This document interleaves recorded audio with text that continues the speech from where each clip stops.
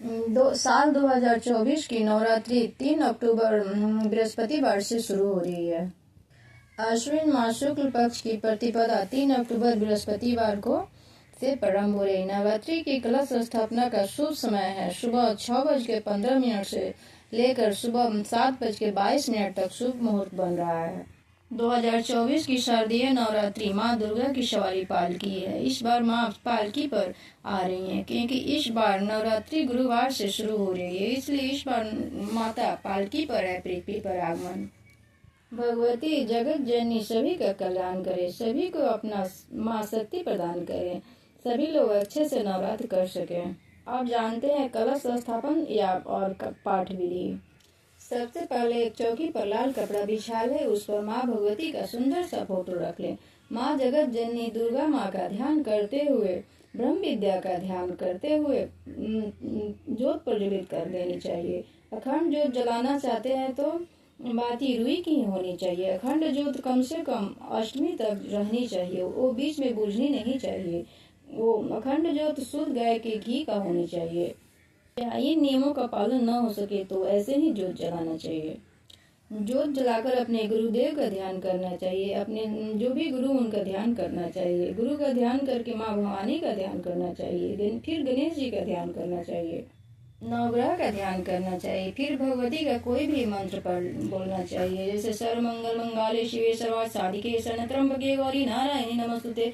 इस मंत्र का बोलकर माता का ध्यान करना चाहिए। फिर बोलना चाहिए, हे माँ त्रिपिंडी के रूप में भगवती, हे माँ गायत्री के रूप में, महाकाली के रूप में, माँ सरस्वती के रूप में, माँ लक्ष्मी के रूप में आप मुझे आशीर्वाद दें। मैं आपको पुकार रही हूँ, आप यहाँ आ जाइए। ऐसे गणेश जी को भी बुलाएं। नवग्रह को भी ऐसे ही पुकारनी चाहिए।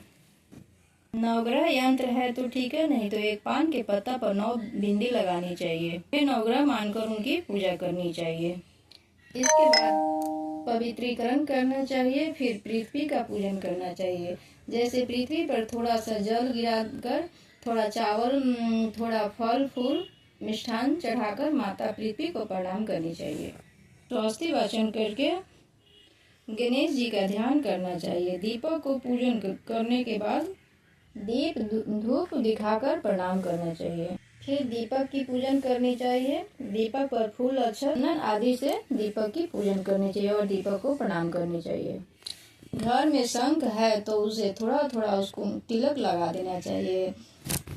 घंटा है तो उसे भी फल फूल चढ़ाकर प्रणाम, अक्षत चढ़ाकर प्रणाम करनी चाहिए। फिर अगर कलश रखना है तो कलश की पूजा करें।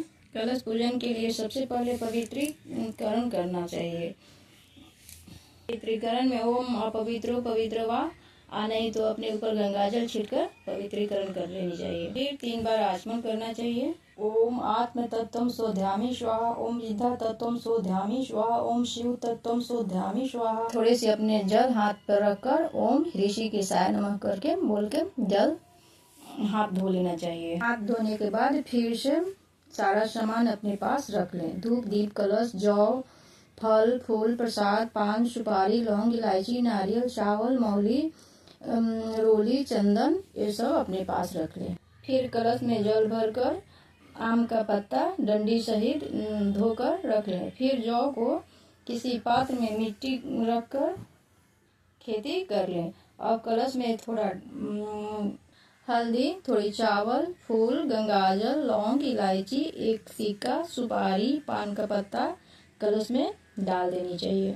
फिर कलश में कलावा बांधनी चाहिए। कलश पर स्वास्तिक बना देनी चाहिए। फिर उसके बाद कलश को प्रणाम कर लेनी चाहिए। फिर आम की डंडी कलश के ऊपर डाल देनी चाहिए। उसके बाद नारियल कलावा बांधकर या चुनरी में बांधकर फिर नारियल को वहाँ कलश के ऊपर रख दें।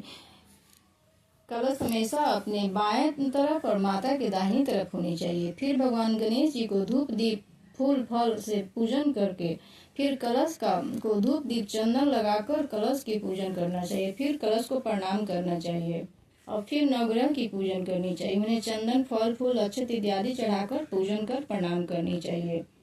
इस पूजन के बाद फिर माता का पूजन करना चाहिए। पहले माता का ध्यान करनी चाहिए, फिर षोडशोपचार पूजन करनी चाहिए। पंचोपचार पूजन करनी चाहिए। षोडशोपचार पूजन में 16 प्रकार से पूजन किया जाता है। जैसे माता को पहले आसन दे, एक फूल चढ़ा दे, और आसनम समर्पयामि, फिर फूल चढ़ा देनी चाहिए, फिर पैर धुलानी चाहिए, थोड़ा सा जल गिरानी देनी चाहिए, पाद्यम समर्पयामि, फिर अर्घम समर्पयामि, सिर्फ आचमन समर्पयामि, स्नानम समर्पयामि, फिर वस्त्रम समर्पयामि, बस नहीं हो तो कलावा माता को छोटा सा टुकड़ा चढ़ा देनी चाहिए। फिर एगो पवित्रम समर्पयामि, अगर एगो पवित्र जनेऊ नहीं है तो फिर माता को कलावा का टुकड़ा छोटा सा चढ़ा देनी चाहिए। फिर चंदनम विलेप्यामि, फिर अक्षत समर्पयामि, फिर फूल पुष्पानि समर्पयामि, फिर धूपम दृश्यामि, फिर नैवेद्यम निवेदयामि, फिर पान सुपारी तांबू पुंगी फलानि समर्पयामि, थोड़ा अच्छा द्रव दक्षिणा समर्पयामि, फिर थोड़ी सी चावल सर्वा अवयव अक्षतान समर्पयामि। के बाद माता का पाठ आरंभ करनी चाहिए। के 9 दिनों में 9 रूपों की पूजन होती है। प्रथम नवरात्र में माँ शैलपुत्री, दूसरा ब्रह्मचारिणी, तृतीय चंद्रघंटा, चौथा कुष्मांडा, पांचवा स्कंद माता, छठा कात्यायनी, सातवां कालरात्रि, आठवां गौरी, नौवां सिद्धिदात्री।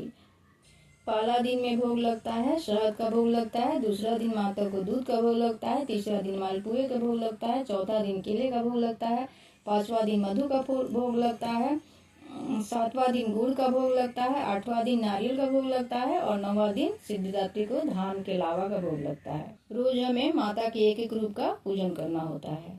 अब पाठ विधि में आते हैं, पाठ कैसे करने चाहिए। इसके बाद हम दुर्गा सप्तशती का पुस्तक ले लेंगे। दुर्गा सप्तशती के पाठ विधि में ही ये मंत्र है जो 7 बार, शुरू में ही 7 बार करना है।